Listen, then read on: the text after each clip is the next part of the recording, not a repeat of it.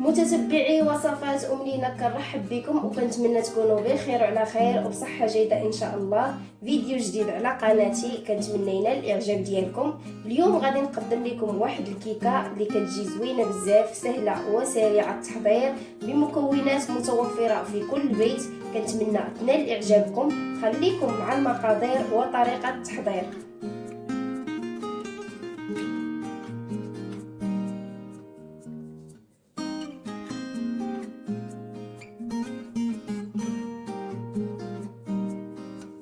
ولتحضير هاد الكيكه غنحتاجو كاس تاع الزيت، كاس سنيده، كاس حليب، 3 معالق كبار الكاكاو مر، معلقه كبيره القهوه سريعه الذوبان، 3 البيضات متوسطه الحجم، خماره من عيار 15 غرام، كاس وربع تاع الدقيق، وقبصه الملح. وبالنسبه للدقيق عبرته بالكاس اللي كناخذ به السوائل، عبرت به كاس وربع.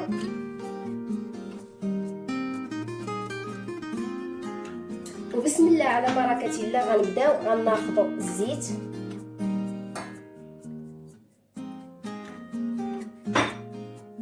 والسنيده والحليب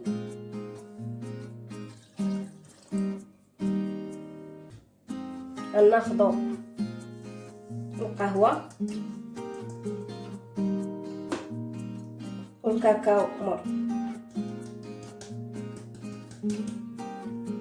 غادي نخلطوا هاد العناصر مع بعضياتهم.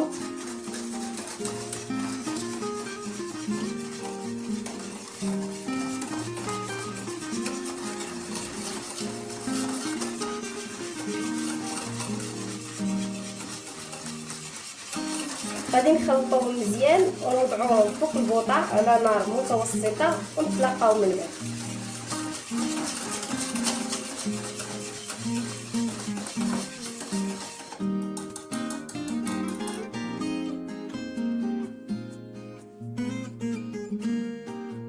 وهنا بعد ما غلالي الخليط اللي خليته على نار متوسطه لمده 2 دقائق هكاك، خديت منه هذا العيار ديال الكاس، هو اللي نحتاجو للتزيين من الاخر. اما الشيء المتبقي غادي نخويه هنا.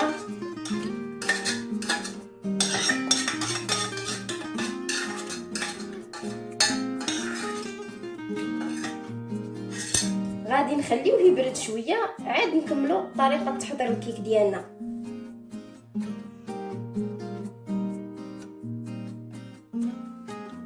وهنا بعد ما برد لي الخليط ديالي غادي نكملوا طريقه تحضير الكيك ديالنا. غناخذوا هاد 3 البيضات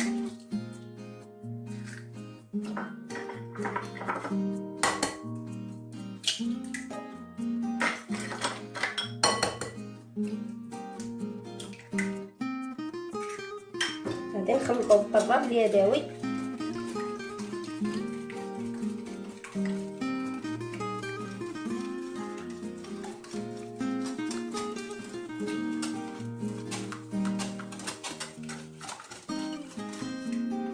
غادي ناخذ هذيك القبيصه تاع الملح،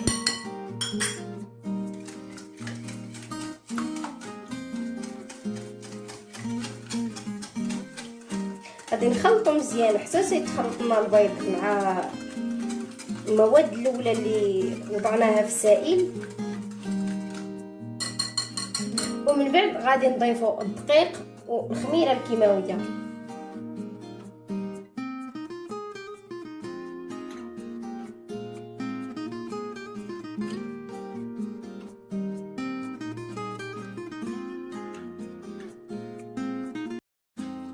كناخذوا الدقيق كنضيف عليه الخميره الكيماويه، ومن بعد كنوضعه في الخليط ديالي. بالنسبه للدقيق خديت كاس ونص تاع الدقيق، عبرته بنفس الكاس اللي خديت به السنيده والزيت، ما كنزيد عليه ما كنقص، كاس ونص فقط. وكنخلطوا الخليط ديالنا مزيان بالطراب اليدوي حتى يتمزج لينا.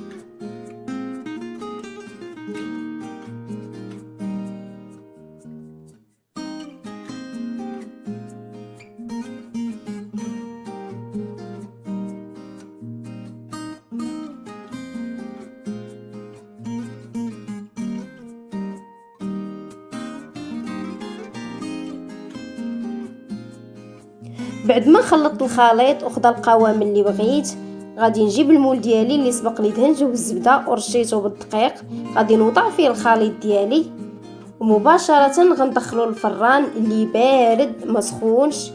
غادي نشعلو على درجه الحراره 200 درجه، غادي نشعل عليه من التحت حتى تيشد راسو، عاد نشعل عليه من الفوق. خليكم معايا حتى الاخير.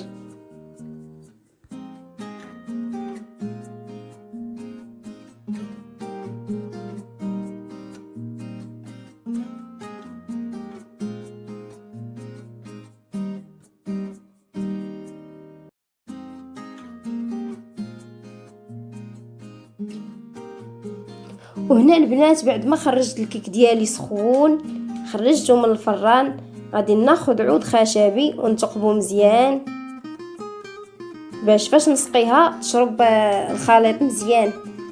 كنحاول ندير اكثر عدد من الثقوب، ومن بعد كنسقيها وكنوزع عليها داك الخليط ديالي وتشربو مزيان باش تجينا هشيشه.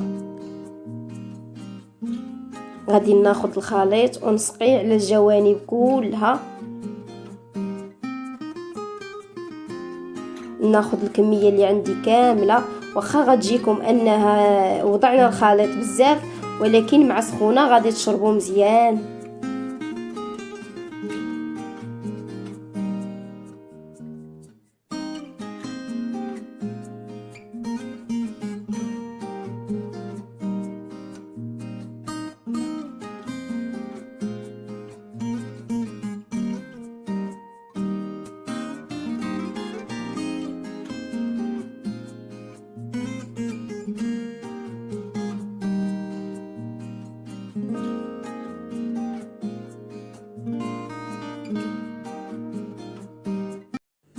بعد ما خويت داك السائل كامل، كنخبط الكيك ديالي باش يدخل داك السائل الجوانب حتى هما.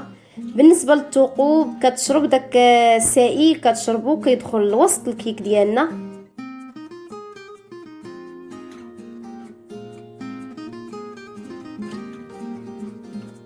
بعد ما الكيكه ديالي بردات وشربات الخليط مزيان، غنخليها حتى تتبرد عاد نزينوها. بالنسبه للتزيين انا اختاريت هنا الشوكولات اسود وابيض، نتوما على حساب الرغبه ديالكم واللي تيعجبكم.